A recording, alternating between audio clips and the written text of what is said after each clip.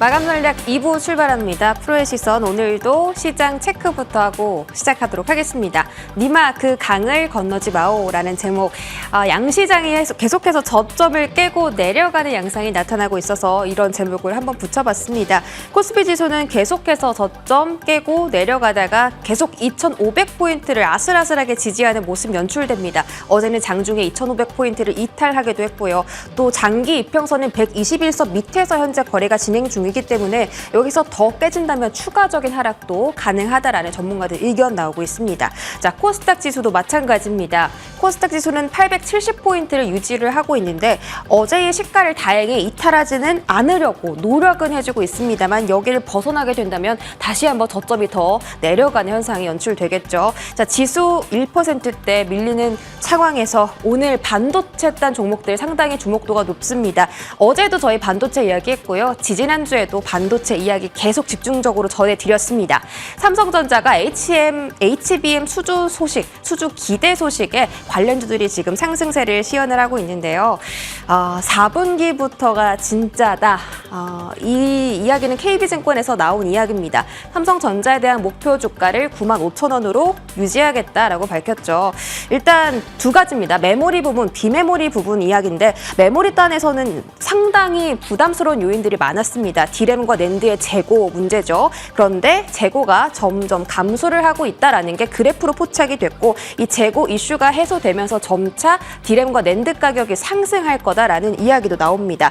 디램의 가격은 올해 3분기부터 상승 전환했고 낸드의 가격 마찬가지로 내년도에 상승 전환에 성공할 이유가 생겼습니다. 그래서 이 메모리 단의 재고 부담 이슈, 가격 이슈를 해소하고 난다면 메모리 부분의 실적도 훨씬 더 많이 개선이 될 거고요. 자, 두 번째 이유는 HBM3 공급을 삼성전자가 4분기부터 시작한다는 겁니다. SK하이닉스는 이미 공급을 출발했기 때문에 좀 늦은 감이 있지만 이 긍정적인 소식이 KB증권 나왔죠. 8월에서 9월 사이에 북미 GPU 업체의 두 곳에다가 이 삼성전자가 만든 HBM3에 대한 품질을 현재 계속 테스트를 하고 있다고 합니다. 만약에 테스트가 통과가 된다면 공급을 계약을 체결한다라는 소식도 전해지겠죠. 자, 한미 반도체가 HBM 대장주로서 급등을 하고 있고 PCB 관련주인 이수페타시스도 오늘 급등을 합니다. 그래서 다른 쪽 이슈 좀 찾아보다 보니 PCB와 이 납품 이 부품을 붙이는 데 쓰는 리플로 장비 관련주들도 오늘 상승세가 강했습니다. 이 리플로 장비를 만드는 데는 두 가지 경로가 있는데 레이저를 활용해서 이걸 만드느냐, 열과 압력을 활용해서 이 리플로 장비를 만드느냐입니다.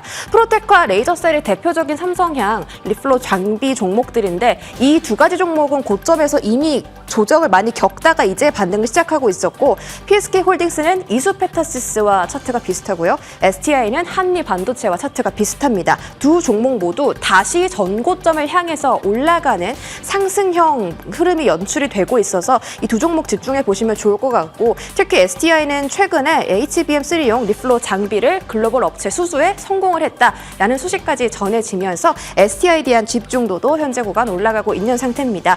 주가 흐름 보도록 하겠습니다. 관련주들 오늘 다시 상승 높아지고 있고 제가 어제 전해드렸던 엔비디아 실적 발표 소식과 함께 오늘 삼성전자의 수주 기대 소식들 HBM 주들의 탄력도를 계속 높여가는 부분입니다. 한미 반도체 17% 급등으로 역시나 대장주로서 움직여주고 있고요. 투자 관점도 잠시 뒤에 체크 받아보도록 하겠습니다.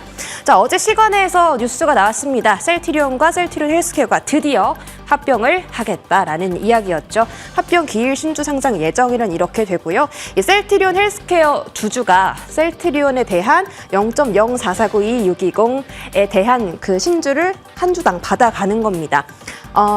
이슈가 있다면 주식 매수 청구권인데 이제 이 합병에 반대를 하게 되는 주주들이 자기가 가진 주식을 셀트리온에 팔 수 있는 그런 권리인 거죠.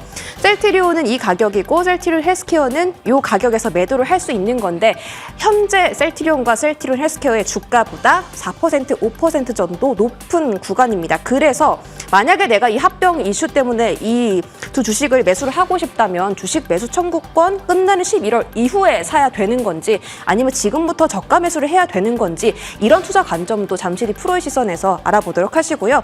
모멘텀도 제가 알아봤습니다. 서정진 회장이 만약에 셀트리온이 이익의 30%를 이익이 발생한다면 그 중에 30%를 주주들에게 환원을 해주겠다라는 파격적인 발언도 했습니다.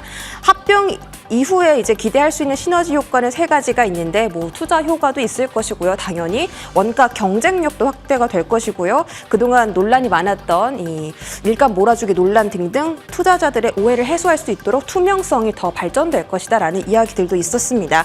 그리고 올 초부터 계속 얘기가 나왔던 램시마 SC 이제 미국에서는 거의 이제 출시 임박한 상태고요. 내년도에는 신약 그리고 뭐 공장까지 설비를 확충하면서 더 많은 신약을 개발하고 더 많이 생산을 할 것이다라는 포부가 또 담겨 있었습니다. 셀트리온 헬스케어와 셀트리온의 주가는 오늘 윗꼬리를 길게 달면서 상승분을 많이 반납하기는 했습니다. 그리고 제약은 합병에 포함되지 않았기 때문에 오늘 주가가 좀 하락하고 있는데 이 세 가지에 대해서 투자 관점 어떻게 가져가야 될지 잠시 뒤에 체크 받아보도록 하겠습니다.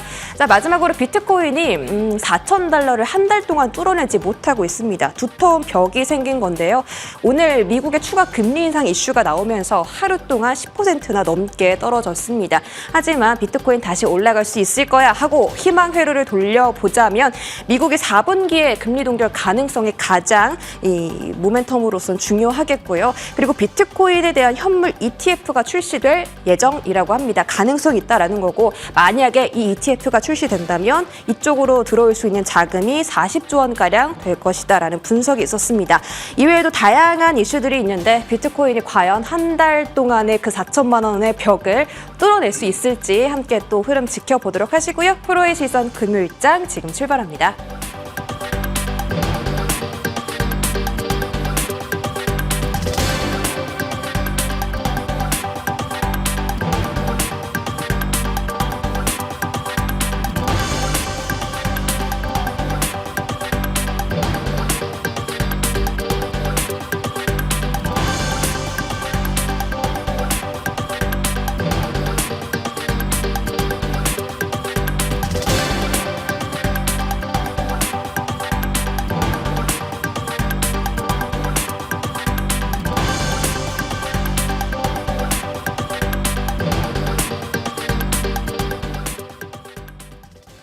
네, 금요일 마감 앞두고 있습니다. 한 주가 참 치열했는데요. 두 프로들과 함께 다음 주 대비까지 해보시죠. 우원명 한국의결권대행 부대표 차영주 MTN 전문위원입니다. 두 분 어서 오세요.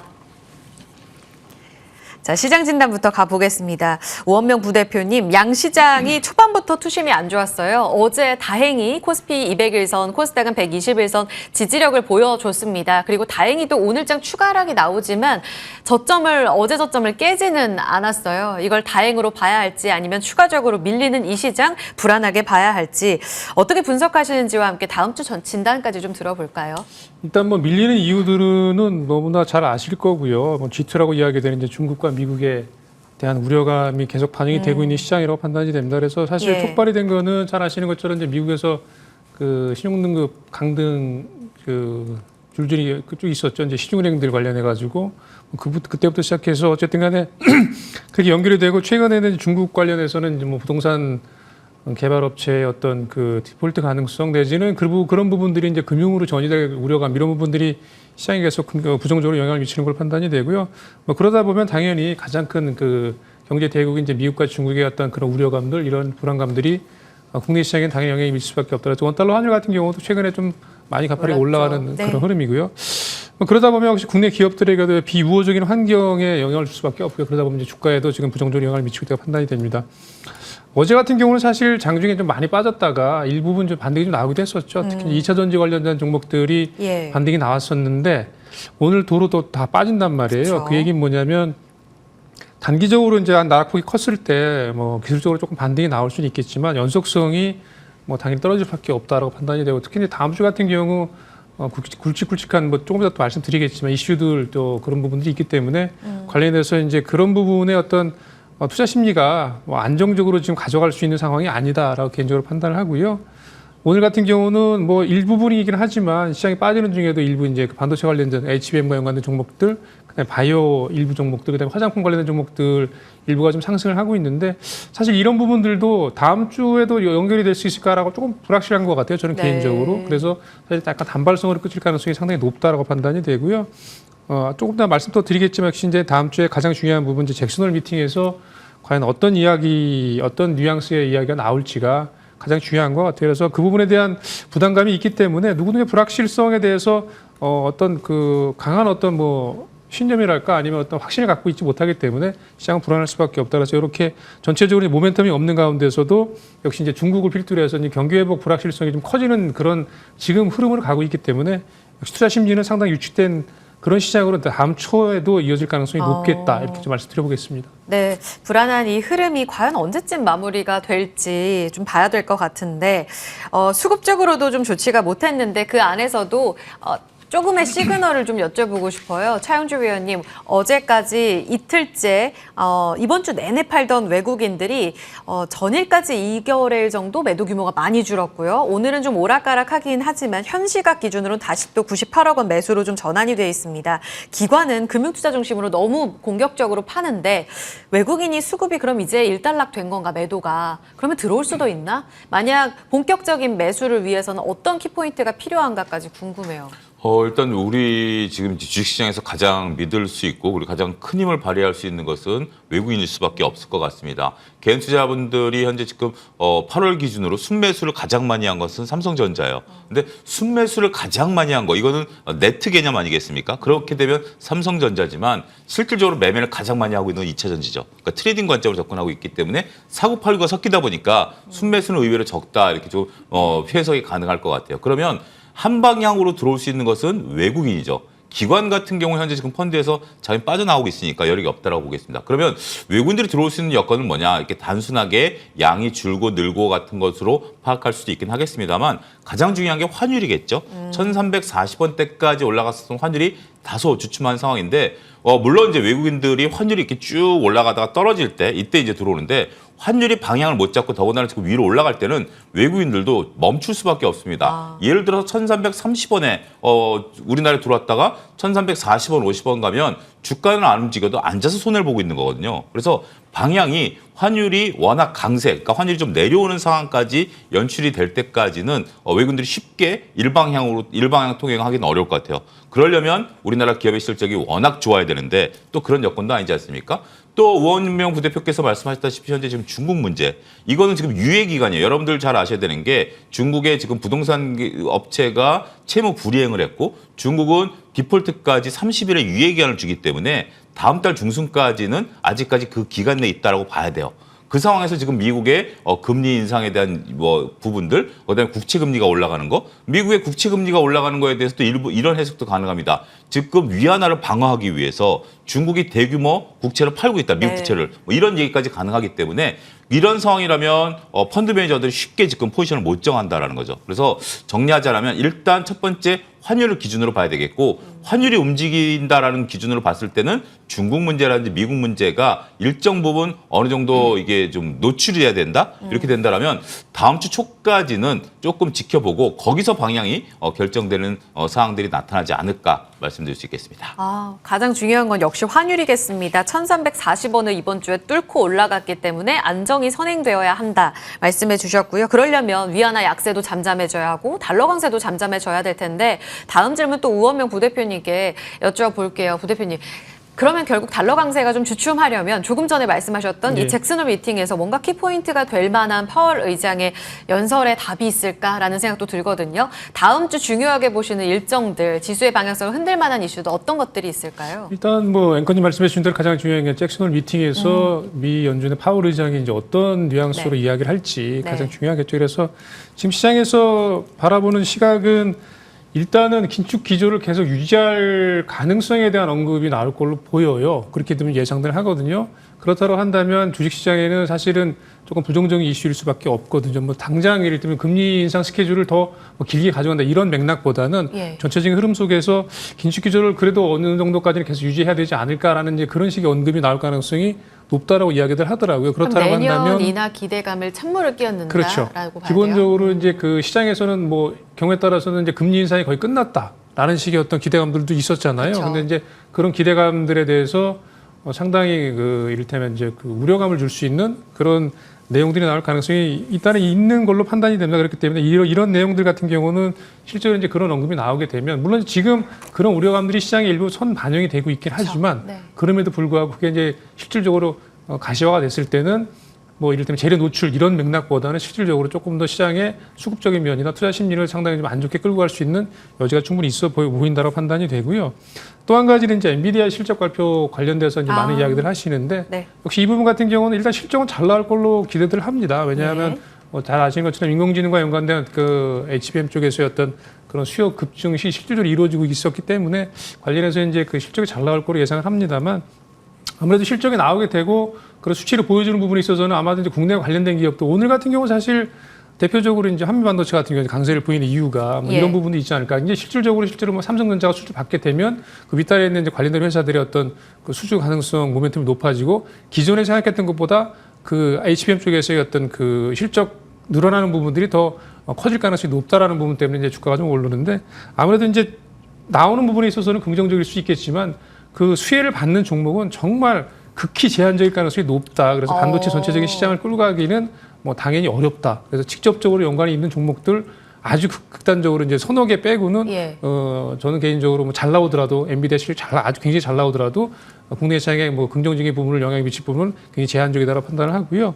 또 한 가지 같은 경우는 중국이 이제 21일 날 그 기준금리 LPR이라고 보통 이야기를 하는데 대출 우대 금리 중국에서 실질적으로 이제 기준금리 역할을 하는 그 금리를 아마 올릴 걸로 예상을 합니다. 그래서 선제적으로 이를테면 이제 지난주 같은 경우도 이제 금리 인상을 조금 금리를 좀 이를테면 좀 변동을 시키면서 유동성을 공급하는 그런 조치를 취했는데 관련해서도 이제 대출 우대 금리 관련해서도 일단 시장에서 정책적으로 대응하는 그런 액션을 보여줄 가능성이 상당히 높다라고 시장에서 예상들을 하더라고요. 그래서 이제 그와 연관된 부분들이 나올 가능성이 높은데 저는 이 부분 관련해서는 사실 중국 관련해서는 잘 아시는 것처럼 뭐 이를테면 소비 쪽도 그렇고 생산도 그렇고 최근에 보시면 뭐 기사들 보시 아시겠지만 고용 쪽에서 특히 뭐 청년 실업률이 거의 20% 이상 넘어가는 그렇다고 친다면 실질적으로는 굉장히 더 높다는 얘기거든요. 그만큼 경기가 안 좋다는 이야기의 반증일 수 있겠는데 일단 정책적으로 대응하는 그런 어떤 그 모습들을 보여주면 시장에서는 좀 긍정적으로 판단할 가능성이 있겠지만 그 얘기는 거꾸로 돌려서 이야기하면 그만큼 굉장히 안 좋다라는 그런 반증일 수 있기 때문에 중국에서 이를테면 정책적인 금리 결정과 관련된 부분들, LPR 그 금리 결정 관련된 부분들은 저는 시장에는 뭐 좋다 나쁘다라기보다 약간 중립적인 영향을 미칠 가능성이 높겠다. 전체적으로 말씀을 드린다면 역시 다음 주 초는 이런 어떤 불안감들에 대한 그 우려감들이 계속 시장에서 눈치 보기 장세로 연결될 가능성이 높기 때문에 그와 연관돼서 조금 뭐 어쨌든 간에 조금 아래쪽으로 눌릴 가능성이 상당히 더 가능성이 높은 그런 시장이 연결이 되지 않겠나 이렇게 생각을 해봅니다. 지수 기대는 낮춰야 될 것 같은데 조금 전에 말씀하신 대로 HBM 관련한 종목들의 쏠림은 더 진행될 거라고 하셨잖아요. 네. 게다가 더 종목 슬림화가 더 진행이 되면서 아주 소수의 종목들의 극심한 상승세가 이어질 거라고 보셨는데 오늘 한미반도체가 삼성전자보다 거래 대금이 더 높아요. 거의 1조 원 가깝게 거래가 지금 되고 있는데 이들 종목들 한미반도체, 이수페타시스, 로의 쏠림 현상은 엔비디아 실적 전후로 더 극심화될까요? 아무래도 변동성이 실제로 될지. 나오는 수치를 가지고 이제도 변동성이 위아래로 굉장히 더 커질 가능성이 높아지겠죠. 위아래로도요? 예. 그러면 지금 트레이딩 영역 혹은 매수 관점으로 보시는 분들께는 어떤 전략이 필요할지. 뭐 단기적인 접근을 하시는 수밖에 없죠. 그래서 거래량이라는 게 워낙 그 급등락을 보일 가능성이 높기 때문에 그러니까 기대 수익률을 상당히 짧게 잡고 그렇게 하여튼 접근하시는 게 가장 현명한 접근이다 이렇게 말씀드려보겠습니다. 네, 주 후반에 초전도체 쪽 테마가 빠지게 되면서 반도체 쪽으로 더 강하게 쏠리는 이런 움직임들 위아래로의 변동성은 꾸준히 열어둬야 된다라는 말씀해 주셨습니다. 자, 시장 질문 마무리 짓고요. 오늘장 특징주로 가서 좀 힌트를 더 들어보겠습니다. 오늘 셀트리온 그룹주로의 거래도 많이 실렸죠. 합병 이슈가 드디어 나왔고 앞서서 이시연 앵커의 이 브리핑을 들어봤는데 앞으로가 중요할 것 같거든요. 오늘 주가의 흐름은 생각보다 아쉬워요, 차 의원님. 그런 가운데에서 지금 합병 절차까지 순탄할지, 그러니까 합병 성공이 앞으로 주가 3, 4의 키를 쥐게 될지 뭘 봐야 되는 걸까요? 일단 뭐 굉장히 많은 걸 보셔야 돼요. 심지어 이제 복잡해졌죠? 자사주가 대주 쪽 손을 예. 들어주느냐, 일반 소액주주 손을 들어주느냐까지 오. 봐야 되는데 일단 우리 넓히진 않겠습니다. 지금 시간 관계에서 넓히지 않겠고 네네. 오늘 셀트리온 제약이 빠지고 헬스케어와 셀트리온이 올라가는 이유의 가장 큰 것은 제가 볼 때는 공개 매수 청구 가격이 발표가 됐어요. 1조 원을 지금 셀트리온을 마련해 놨고 1조 원 이상 들어오면 이제 합병하지 않겠다라는 건데 네. 셀트리온 지금 15만 원이거든요. 셀트리온 같은 경우는 이제 15만 원대 부근에서 공개 매수 청구 가격이 이제 예. 결정이 됐고 셀트리온 헬스케어는 6만 7천 원 정도 그러니까 지금 가격대에서 이제 결정이 그러네요. 되니까 이게 이제 기준가가 돼버린 거예요. 그래서 이 기준가 정도 되면 이하로 떨어지게 되면 어떡하죠? 아무래도 뭐 차익 매수가 들어올 수 있겠죠. 그러면 싸게 사가지고 주식 매수 청구를 청구해버릴 수가 있으니까. 그러니까 이제 무차익 매수가 들어올 수 있기 때문에 오늘 그만큼 올라간 거예요. 근데 여기서 간과한 게 한 가지가 있습니다. 뭘까요? 주식 매수 청구권을 해서 내가 만약에 예를 들어서 이런 거죠. 지금 셀트리온이 15만 원인데 13만 원까지 떨어졌어. 그럼 내가 셀트리온을 13만 원에 사서 15만 원에 매수 청구를 해야지라고 생각하실 수 있는 거 아니겠습니까? 세금을 33% 내셔야 됩니다. 주식 매수 청구권은 장내 거래가 아니라 장외 거래이기 때문에 이익의 33% 세금을 내셔야 됩니다. 제가 오스 임플란트 때도 말씀을 좀 드렸고 이 부분에 대해서 많은 분들이 간과하시는데 주식 매수 청구권은 15만 원이니까 주가 15만 원까지 올라갈 거야가 아니라 여기서 세금 빼고 계산하셔야 돼요. 그리고 그 세금은 본인이 스스로 신고하셔야 되고요. 신고하지 않으면 나중에 이 부분에 대해서는 청구가 들어온다라는 거 저희 MTN 시청자분들께서는 굉장히 중요한 인사이트 한 가지 아시고요. 또 한 가지 셀트리온과 셀트리온 헬스케어가 합병하게 된다라면 지금은 셀트리온이 물건을 만들어서 셀트리온 헬스케어로 보내서 판매하는 거예요. 그러면 셀트리온 입장에서도 셀트리온 헬스케어로 넘길 때 매출이 발생하고요. 그다음에 셀트리온 헬스케어는 매입으로 자꾸 매출이 발생하죠. 이중 매출이 발생하는 겁니다. 이게 합병해버리면 매출 자체가 어떻게 되죠? 전에는 두 회사였어요. A라는 데서 만들어서 B로 보내서 매출이 일어났습니다만 이제 하나로 합쳐지게 되면 매출 규모 자체는 줄어드는 거죠. 네. 그래서 어떻게 보면 재무제표상에서 큰 문제는 아니에요. 하지만 우리가 알고 있는 숫자들이 줄어들 수 있으면 심리적인 부담감이 되는 거죠. 이 부분까지 여러분들이 일단 첫 번째로 지금은 거기까지 보시고요. 그 다음에 이제 청구 방법이라든지 나중에 이제 셀트리온 제약이 들어올 때 이때 이제 지금 자사주를 많이 매입해 놨거든요. 또 한 가지 보면 원래 합병 발표 이전에 특정 기간까지는 자사주 매입을 못하도록 돼 있습니다. 네. 그런데 그것을 지금 이제 말만 퍼뜨려 놓고 자사주 매입을 한 달 내에 빠르게 끝냈고요. 3사가. 그 다음에 이걸 발표를 했거든요. 그렇다면 이 자사주를 어떻게 활용할지에 대한 것들을 투자자분들은 관심을 가지셔야 돼요. 많은 분들이 지금 놓치고 있는데 셀트리온이 지지난달에 한 달 만에 자사주를 엄청 샀어요. 보통 자사주 사면 몇 개를 걸쳐 사잖아요. 네. 이렇기 때문에 이 자사주가 갖고 있는 매직 이라고 제가 표현하는데 주로 이제 대주주 지분으로 들어가거든요. 이 부분에 대한 것까지 보셔야 되기 때문에 일단은 15만 원과 6만 7천 원 기준점을 보시고 향후 진행 과정은 계속 말씀드리도록 하겠습니다. 그럼 주가 추이 중요하겠고요. 세금을 감안해 봤을 때 주총인 10월 23일 전에 이렇게 트레이딩 관점으로 접근하시려던 소액 주주분들은 세금까지 감안해서 봤을 때 그 주총 전까지 반대 의사도 말해야 되는 거잖아요. 그렇죠. 굉장히 셈법이 복잡해질 수 있겠네요. 지금 상태에서는 여기서 추가적으로 올라가긴 좀 어렵다라는 거죠. 우리가 이제 네. 오스 임플란트에서 딱 가격이 정해져 있으니까 그날 상한가 들어갔잖아요. 예. 그래서 계속 횡보했잖아요. 네. 그런 것처럼 지금 셀트리온과 셀트리온 헬스케어는 그 가격에 도달을 했기 때문에 여기서 미세한 움직임이 있을 거예요. 미세한 네. 움직임이 있겠습니다만 여기서 차익 거래를 하기에는 폭은 나타나지 않을 가능성도 있다. 이렇게 보셔야 될 것 그럼 같습니다. 모멘텀이 M&A 모멘텀은 소멸이 됐지 않습니까? 예. 그러면 장기 관점에서 정말 매출 12조 원 그리고 시총 거의 40조 원에 달하는 기업 가치의 빅파마가 우리나라에서 나오게 되면 장기 관점에서는 사고 싶다 하시는 분들도 분명히 계실 텐데 이 부분에 있어서는 접근은 어떻게 된다고 보세요? 수급 이슈하고 재료 이슈는 구분하실 필요 있다라고 네, 봐요. 네. 지금 이제 우리가 말씀드린 것은 수급 이슈고요. 이거는 네. 합병이기 때문에 이 회사가 우량하냐 아니냐를 좀 따지는 게 아니지 않습니까? 이제 가격을 따지는 거고요. 그렇죠. 말씀하신 그 논리대로 보게 된다라면 일단 셀트리온이 가장 지금 이제 시험대에 든 게 9월 달에 미국에서 램시마이스 씨에 대한 FDA 승인 여부가 있습니다. 예. 그리고 올해 2개의 신약에 대한 허가가 이제 기대되고 있는 상황이기 때문에 그런 것들을 보셔야 될 것 같아요. 그러니까 결국 장기 비전을 이제 회사 측에서는 밝힌 거고 장기 비전을 우리가 체크하는 과정에 있어서 먼저 FDA 승인을 받고 판매가 시작돼야 되는 거 아니겠습니까? 그런 일정들도 꼼꼼히 체크하셔야 되지 않을까 싶습니다. 알겠습니다. 두 가지 관점에서 수급적인 이슈 그리고 장기 펀더멘털 측면에서의 이야기를 같이 들어봤습니다. 그리고 오늘의 특징주 하나 더 에코프로인데요. 사실 주간 특징주이면서도 우리 시장에서 가장 관심권 안에 있는 종목이기도 하죠. 오늘 이동채 전 회장의 실형이 확정이 됐습니다. 어제만 하더라도 지수 반등의 큰 주역이 됐던 게 2차 전지고 에코프로는 양극재 이 수출량이 반등했다라는 재료에 또 반등하기도 하지 않았습니까? 펀더멘털에 올랐다가 오늘은 다시 개별 오너 리스크에 빠지고 있는데 사실 전 회장이기도 한데 이 측면에서 중심을 어떻게 잡아야 할지 궁금합니다. 일단 오늘 주가가 그대로 보여주는 것 같아요. 사실 생각보다 좀 많이 안 빠졌잖아요. 어제 네. 오른 거 비하면.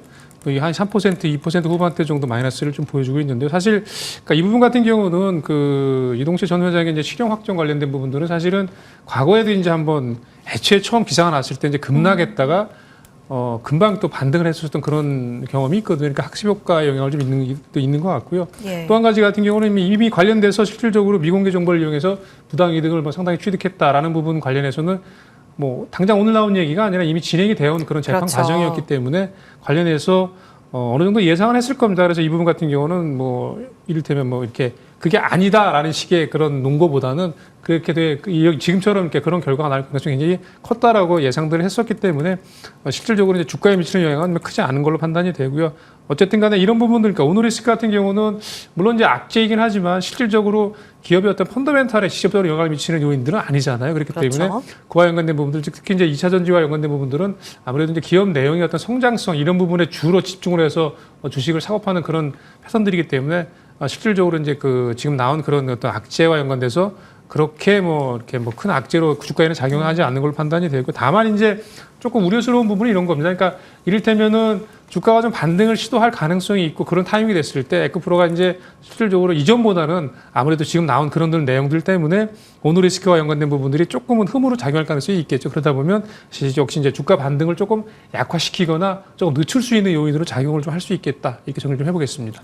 에코프로가 낙폭을 더 줄이네요. 지금 108만 원까지 올라왔고요. 어제는 110만 원까지 회복을 하기도 했습니다. 지금 에코프로가 낙폭을 줄이면서 BM과 함께 좀 낙폭 만회하자 코스닥도 낙폭 빠르게 좀 만회하는 움직임이 살짝 좀 포착이 됩니다. 세시 구간에 878선까지 낙폭을 좀 많이 줄였습니다. 움직임 더 봐야겠고요. 그러면 오늘장 관심주로 좀 정리해 보겠습니다. 두 분은 금요일 이번 한 주를 마무리하면서 어느 종목을 보셨을지 굉장히 궁금하네요. 먼저 우원명 부대표님. 네, 저는 반도체 장비 관련된 종목 중에 이제 HPSP라는 종목을 좀 말씀드리려고 하는데요. 반도체가 다 가진 않을 겁니다. 이런 말씀을 하셨잖아요. 굉장히 옥석 가리기 중요하다 하셨는데 그 수에 다 쓸어가는 종목이에요? 네, 저는 뭐 상당히 뭐 가능성이 높다고 판단이 되고요. 예. 기본적으로 HPSP는 그 반도체 전공정 중에 이제 어닐링 공정이라는 게 있습니다. 어닐링 장비를 이제 전문적으로 만드는 회사라고 보시면 될 것 같고요. 국내에서는 뭐 독보적인 회사라고 보시면 될 것 같아요. 실질적으로 말씀드린 어닐링 공정에서 수소 농도 100%의 저온 어닐링 장비를 만드는 그런 유일한 회사라고 보시면 될 것 같고요. 매출 구조도 상당히 좋습니다. 뭐 비메모리 쪽이 70%고 메모리 쪽이 30% 정도이기 때문에 비메모리 시장이 커지는 부분에 있어서 어떤 수혜도 충분히 가능하다고 판단이 되고요. 예. 또 한 가지는 이제 그 증설 이슈가 있어요. 지금 이제 동탄 신공장을 증설하고 있는데 연말에 완공 예정으로 알고 있고요. 네. 그렇게 되면 생산 능력이 지금보다 2배 정도 늘어날 걸로 예상이 됩니다. 그래서 실적을 잠깐 보시면 올 상반기까지 매출액이 1,067억에 영업이익이 615억이 났거든요. 영업이익률이 57%입니다. 와. 굉장히 높고요. 그래서 이런 회사 같은 경우는 말씀드린 대로 그 어떤 증설 이슈로 인해서 생산 캐파가 늘어나게 되면 매출액이 늘어나게 되면 영업이익이 상당히 크게 늘어나는 그런 회사라고 보시면 될 것 같고요. 지금 3만 원대 오늘 보시면 3만 원 1,000원대까지 밀렸다가 오늘 좀 반등이 나오면서 이제 한 5% 올라 있는데요. 일단 목표 가격을 3만 8,000원 직전 고점 근처 수준에서 말씀드려보겠고요. 네. 손절가는 직전 저점이 2만 6,000원 말씀드려보겠습니다. 이 속도감 있게 다시 한번 또 신고가 부근까지 올라갈 수 있을지 기대해봐야겠습니다. 이번 주 빠지는 듯 했지만 60일선을 강하게 지켰던 HPSP입니다. 우리 차 의원님도 오랜만에 관심주 가져오셨는데 이번 주에 기회 보셨나 봐요. 예, 아니 지금 가장 강한 게 이제 라면 테마고요. 이건 트레이딩 관점에서 접근은 좀 유효하다라고 봐서 이제 삼양식품을 좀 말씀드리고 싶어요. 농심과 삼양 뭐 양대 산맥이죠. 근데 예. 농심 같은 경우는 공장이 미국에 있고요. 삼양식품 우리나라에서 만들어서 보냅니다. 그러다 보니까 환율이라든지 이런 것들이 좀 하고요. 농심 같은 경우는 신라면이라고 대표되는 부분들이 있는데 삼양식품은 이제 불닭볶음면 시리즈죠. 종류가 몇 개인지 아십니까? 대략 한 20여 정도 됩니다. 그런데 제 주위에 있는 저희 가족들도 그렇고 특징들을 보면 여성분들 보면 신상은 무조건 먹어봐야 돼. 뭐 이런 주의들이 있으시거든요. 그러니까 예. 계속해서 불닭볶음면이라고 우리가 불리우는 대표 제품들을 시리즈를 계속 찍어내고 있거든요. 그런 부분에서 보면 다양한 매출을 오히려 이끌어낼 수 있다라는 측면에서 보면 오히려 농심보다는 조금 트레이딩 관점은 삼양식품이 좀 쓰일 수 있지 않을까 싶어서 삼양식품에 대한 어떤 관심 필요하지 않을까 싶습니다. 목표가는 한 22만 원까지 20만 원을 넘어설 가능성에 대해서 염두에 두셔야 될 것으로 보고요. 손절 가격은 17만 원 정도 제시해 드리도록 하겠습니다. 오늘 잘 갔어요. 그리고 이번 주에도 조금 부침 이틀 있었고요. 다시 반등을 주는데 22만 원까지 TP가 나왔습니다. 새로운 신고가의 영역에서의 재평가 기대하겠습니다. 삼양식품까지 프로의 관심주 들어봤습니다. 두 프로분들 보내드릴게요. 우원명 부대표 차용주 전문위원이었습니다. 고맙습니다.